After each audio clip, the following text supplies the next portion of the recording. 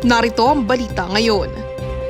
Nadiskubre ng Bureau of Customs ang nasa higit 200 milyong pisong halaga ng shabu na idineklara bilang machinery muffler sa Ninoy Aquino International Airport. Ayon sa BOC, natuklasan nilang nakatago ang shabu sa loob ng mga muffler na isang kargamento na dumating sa bansa mula Zimbabwe nitong April 13. Isinailalim-an nila ang kargamento sa mahigpit na profiling matapos silang makatanggap ng tip. Humigit kumulang 32 kilos ang shabu na nasabat na may street value na 218.5 million pesos. Mahaharap sa mga kasong paglabag sa Comprehensive Dangerous Drugs Act at Customs Modernization Tariff Act ang consignee nito. Yan ang balita sa oras na ito. Sa All TV News, una, ang tama at totoo. Sundan ang mga balita sa All TV News PH sa Facebook. Manatiling nakatutok sa All Radio 103.5.